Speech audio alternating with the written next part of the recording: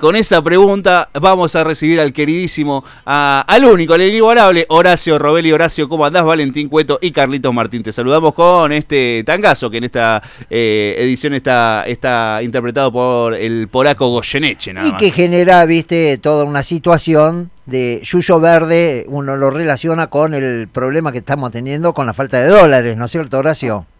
Muchísimas gracias, saludos Carlos y Valentín por el tangazo, sí, Domingo Federico, qué músico. Vos sabés que él se fue a vivir a Rosario, y en Rosario hizo una cátedra de tango, un bandoneonista aquello, un gran músico, y por supuesto, Mario Espósito en la letra, una combinación perfecta. Eso era talento. Yo nací como vos, Carlos, porque Valentín es mucho más joven, escuchando tango desde la panza de mi vieja. Bueno, y esto de Yuyo Verde es como la ABC de la vida. Claro, claro. ¿Cómo andás, Horacio? ¿Bien?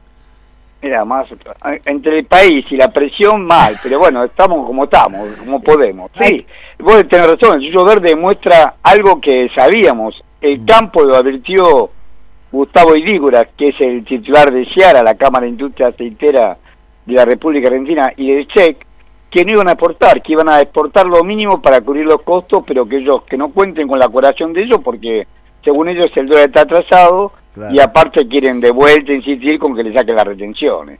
Cosa que para la cual utilizan a esos dos lacayos que tienen cogobernadores, a Yairiora de Córdoba y a Puyaro de Santa Fe, presionando también por lo mismo. O sea, se cae la recaudación. Una de las cosas pocas que la mantiene es el gravamen ella que se porta menos, pero el derecho a la exportación, porque todo lo demás se cayó más. El mercado interno se cayó mucho más.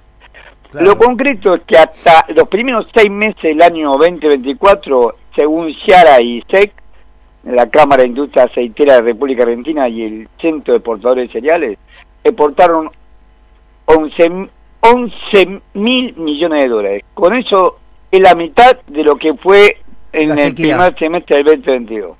Y por debajo de lo que fue la sequía del 2023. Y ahora tenemos precios menores porque no hay sequía. O sea, están importando menos y a un precio menor, el resultado no es otro que un menor ingreso de dólares al país. Eso no es nada.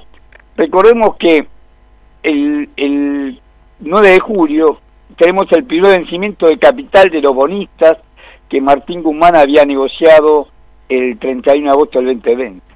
Que hay que pagar el capital, empezar a pagar, estábamos pagando el interés y ya no podíamos, ahora con el capital menos. Bueno, hay que pagar el capital, y el capital hace que no tengamos los 3.000 millones de dólares que pagar este mes de julio. No están los 3.000 millones de dólares. Si vos tenés menos liquidación de campo y tenés el problema gravísimo, no están y no van a estar los 3.000 millones de dólares para pagar. ¿Dónde lo sacan?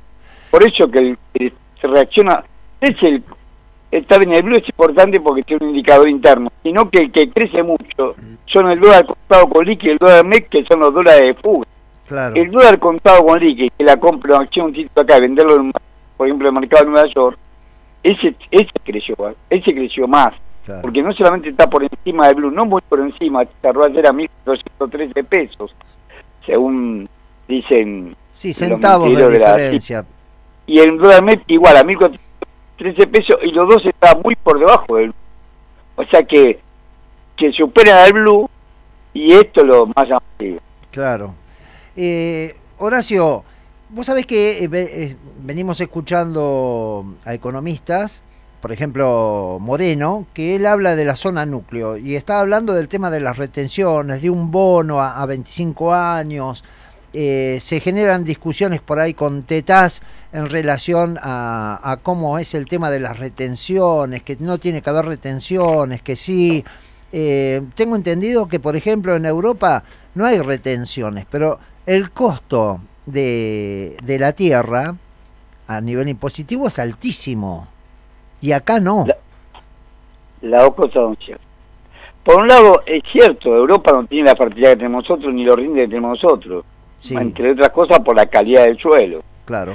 Por supuesto, no estoy desconociendo que hubo fuertes inversiones de hace muchos años en transformar, en extender la frontera agrícola y transformar esta pampa en una pampa inmensa, Sí. a costa del agua, a costa de los problemas de incendios provocados para remover sobre todo los bosques centenarios, o los bosques de piquillín y las malezas, bueno, todo esto lo han hecho. Sí.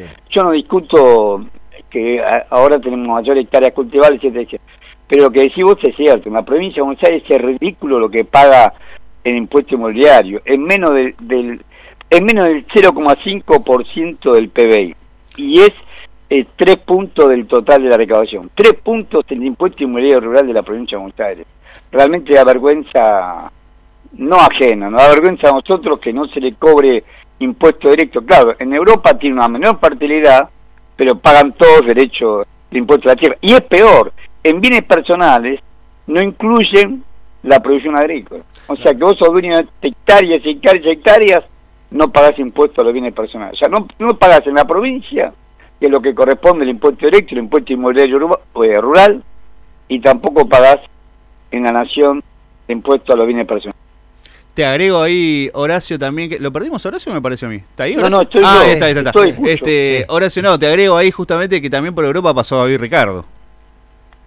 Claro, exactamente. Claro. David Ricardo y la renta diferencial, por supuesto. Ellos son ricardianos todos.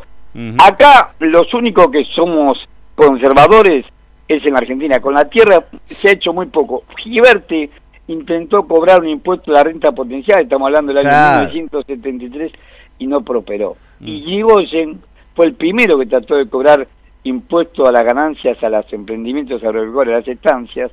En primero, estamos hablando de, él asumió entre 1916 y 1922, la primera gobernación de Irigoyen, y tenía un gran ministro de Economía que se llamó Domingo Salaverry, y no pudieron, el Senado, Irigoyen decía, en el Senado, en esa época la mayor producción era de carne, en el Senado votan las vacas, el Senado de la Nación, que representaba las provincias, lo volteó, había tenido dictamen y sanción en la Cámara Baja, pero en el Senado durmió el sueño lo justo, nunca se dignaron a tratarlo.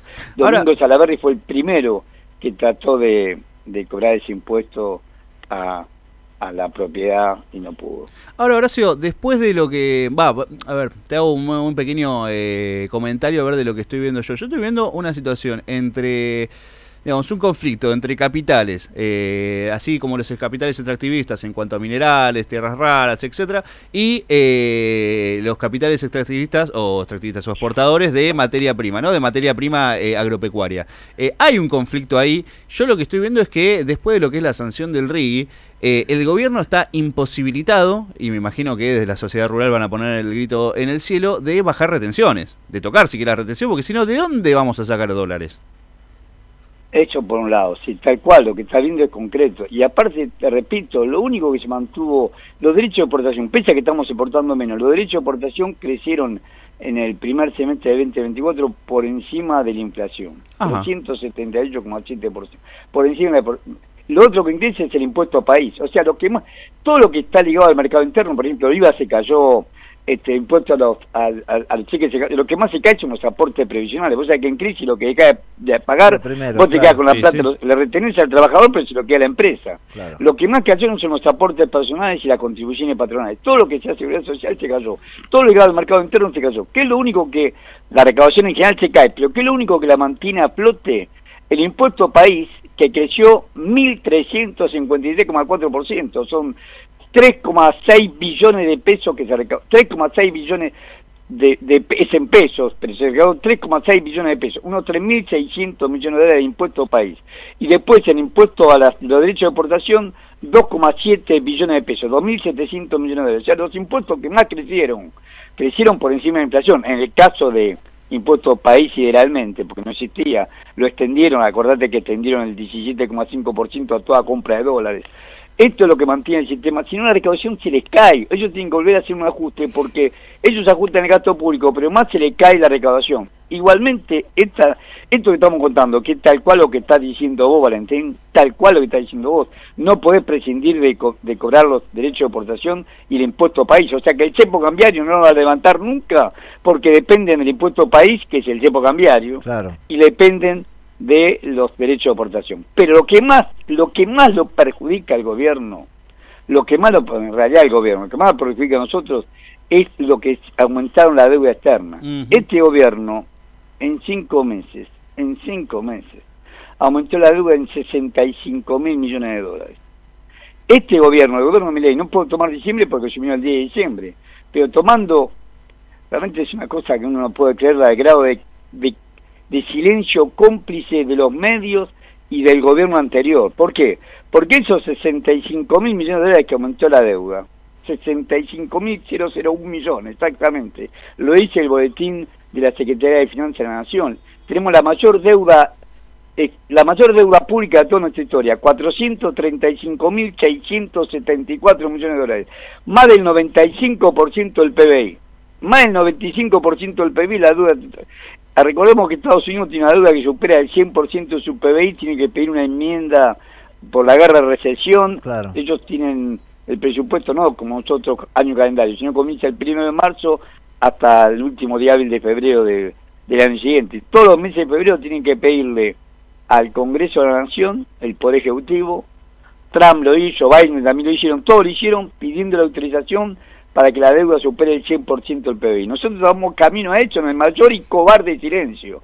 La deuda es 430, a mayo, en junio es mayor, no tengo el dato, lo van a publicar a mediados de julio, 435.674 millones de dólares. La conversión en dólares la hace la Secretaría de Finanzas, o sea, Pablo Quirno. El total de lo que aumentó la deuda pública en los 5 meses es 65.000 millones de dólares. ¿En qué aumentó? Bueno, por un lado, lo que siguen convirtiendo ahora, las bombas de la LELIC, la pasaron a deuda bruta. Claro. Este primero dio una letra llamada LECAP, y ahora le promete una letra de regulación monetaria, tiene hasta un nombre que ya conocemos, letra de regulación monetaria.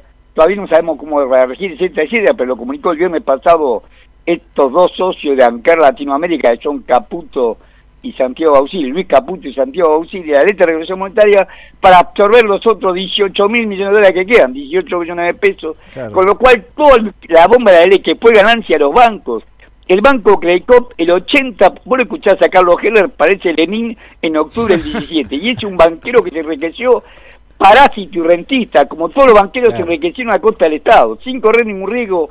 El peor, porque después lo sigue el Macro con el 72%, pero el banco Credicop, el 80% tiene bonitas sucursales, porque el 80% de los depósitos que capta se da vuelta y se lo presta al Banco Central en LELIC y ahora en pase pasivo. El Claro. 80%. Es Por eso no hay crédito para nadie. Claro, es un Es encaje remunerado. remunerado. Y cuanto más alto el encaje, menor capacidad de préstamo tiene ese banco, porque ya lo tiene colocado al Estado. Pero, El 80%. claro, por eso... El 80% vivían a costa del Estado. ¿Y qué, Claro. para que el Banco Credicop no quiebre? Para que los bancos no quiebren en el mayor y cobarde silencio, porque es cómplice el gobierno anterior y este gobierno, le pasan toda la deuda a nosotros, es deuda pública, por eso la deuda aumentó en 65. El total de lo que pasó hasta mayo de LELIC, de la bomba de LELIC, son 33.000 millones de dólares, que tenemos que pagar vos, yo Claro. y todos los que nos están escuchando. 33.000 millones de dólares.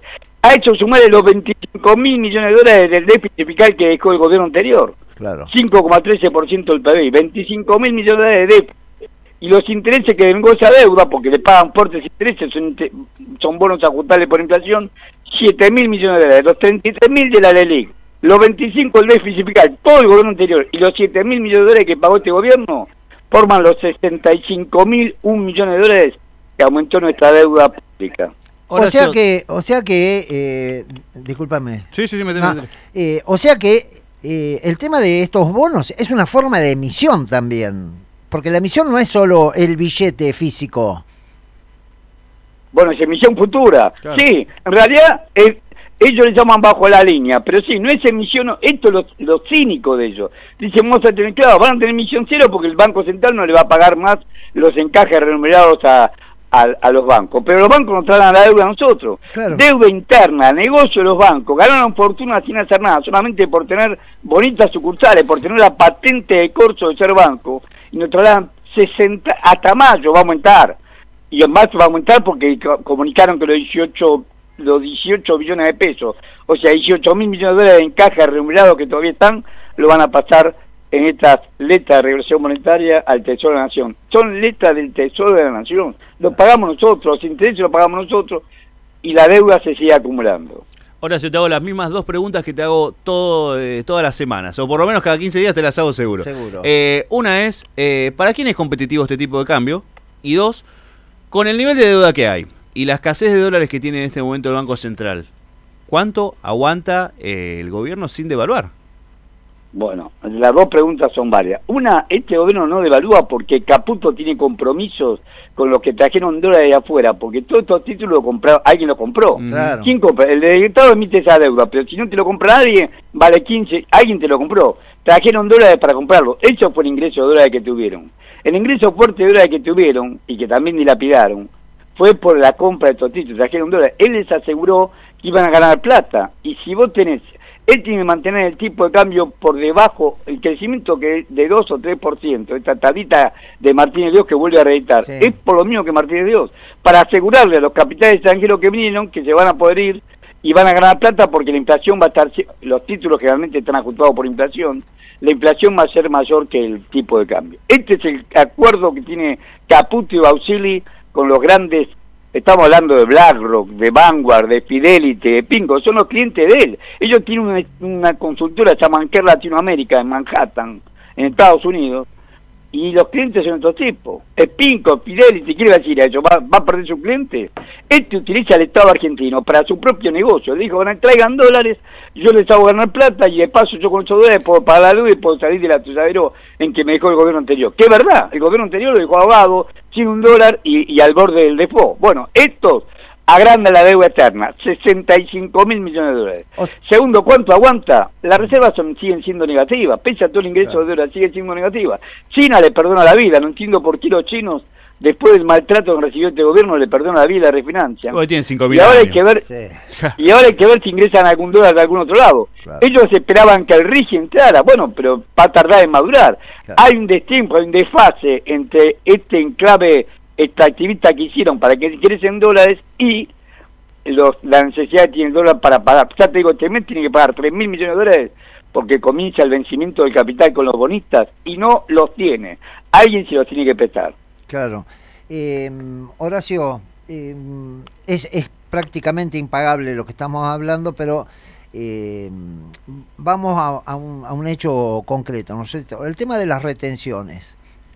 ¿Vos conocés alguna estrategia en relación al campo por el tema de las retenciones que pueda llegar a modificar el ingreso de dólares? Por ejemplo, ¿es válido pensar de que hoy tenemos un tope de la última cosecha? ¿Cuál es el volumen de las mejores cosechas que tuvimos? Vamos a suponer que son 10 millones de toneladas de soja. Asegurar... Ellos 40. Bueno, vamos... El campo es... Ellos dicen que tienen granos 40 millones de toneladas guardadas, sin vender. Lo dijo Gustavo Idígora, no yo. Está bien, pero vamos a esto. ¿Es una mala propuesta? ¿Es una propuesta para llevar adelante? Decir, bueno, la base de la potencialidad de la producción, vamos a suponer que sean 10 millones de toneladas o 40. No hay que tomar en cuenta el número. Sobre eso se sostienen las retenciones preexistentes. Y a partir de ahí, si tienen 20 millones de toneladas más, liberarles la retención, como para estimular que se produzca más, que ganen más plata por fuera de la producción tope, que son 40 millones de toneladas. Si hacen 60 millones de toneladas, quieran liberadas 20, pero asegurás que liquiden las 40. Mirá, se podría... Yo lo que pasa es que te digo... al revés, como Néstor Kirchner, creo que hay que aumentar las retenciones. Hay que aumentar las retenciones, por supuesto, no con este tipo de cambio. Este tipo de cambio lo atrasaron por torpeza, por negocio financiero, atrasaron el tipo de cambio para que ganen más plata lo que trajeron dólares, porque lo pusieron, como dijimos recién, en bonos ajustables para que ganen más plata. Por interés y por torpeza llegamos a esta situación, pero no hay que bajar las retenciones, porque las provincias no tienen fuerza, la legislatura de la provincia no tiene fuerza, no lo tuvo la provincia de Buenos Aires para aumentar ni siquiera el impuesto, sino para hacer un nuevo catastro del valor fiscal con lo cual están pagando. Claro. Es ridículo que están pagando. Y no quiso, que si no apenas llegó, lo único que quiso fue actualizar los catastros. ¿Te acordás que Volcati, que en sí. ese momento era el presidente de la Sociedad Rural Argentina, se encadenó en la Catedral de la Plata? Sí, sí. Más ridículo que Me Altantal acuerdo, con Mella. Son unos truanes. Las provincias no tienen fuerza para cobrarle a los dueños del campo el impuesto. Hay que seguir con las retenciones. La propuesta de Moreno, tampoco estoy de acuerdo, porque Moreno dice, no, lo que hay que reconocer a los propietarios de la tierra a modo de compensación, un bono a largo plazo, moneda dura, más deuda. Claro. Más deuda bruta, o sea que Moreno realmente, yo no sé qué, estamos diciendo, están aumentando la deuda seguidamente, ya llega casi al 100% del PBI, y tiene como solución para el campo, no, se le va a reconocer a los propietarios de la tierra, un modo de compensación, un bono a largo plazo, moneda dura con tasa de interés internacional innegociable en los mercados secundarios, en las bolsas. O sea más que... deuda bruta. Primero investigar dónde fue la plata, la deuda del gobierno de Macri, que nunca se investigó. Claro. Después la barrabasada que hizo Alberto Fernández. Y por último, esta conformación de la LELIC y demás pasivos de los bancos en deuda pública. Primero, hacer algo por el pueblo, averiguar la verdad, no crear más deuda para desahogarle al campo y que el campo liquide. De ninguna manera, el campo está mal, pero mucho peor están los argentinos a pie. 55,5% de pobreza, dijo al primer trimestre el Observatorio de la Pobreza de la UCA. Claro. Ahora debe ser mucho más. Claro. Entonces, ¿por qué tenemos...? Está bien, el campo no la pasa bien, pero nosotros la pasamos peor. Claro. Yo soy docente universitario y cobro menos ahora. Después de 40 años, empecé en el 84, soy radical y me nombraron en la época del radicalismo en la UBA. Sí. Me nombraron de prepo, porque había que echar a los profesores de la dictadura y después concursé. Pero primero entré porque venía el radicalismo y queríamos sanear de ideas liberales a la Facultad de Ciencias Económicas, por eso así entré. Bueno, ahí entramos varios. Lo que quiero decir es que cobro menos ahora, que lo doy cuenta por las cosas que puedo comprar y que ahora no puedo comprar. Claro. Entonces, cuando vos te das cuenta que todos estamos mal, todos los que estamos en peso estamos mal. El campo, por supuesto, no la pasa bien, no es su mejor época, pero no es para... Antes estamos nosotros, hay gente Claro. hay el hijo de este enfermo, este insano, este psicótico perverso, y me hago cargo de lo que digo, este psicótico perverso me dice, nadie es tan torso para morirse de hambre. Ayer murieron 3 personas en la ciudad de Buenos Aires por frío. Sí, una Sin locura. casa y mal alimentados, el frío mató 3 personas. ¿Qué va a decir ahora Milei? Claro. ¿Que nadie es tan tonto para morirse de hambre? Horacio, yo para dejarte ya liberado, ¿estarías de acuerdo en impulsar como se abortó en el 55 por el golpe de Estado y como en el 73 tampoco se pudo producir la ley de la renta potencial o la ley de potencialidad de la tierra, ¿no?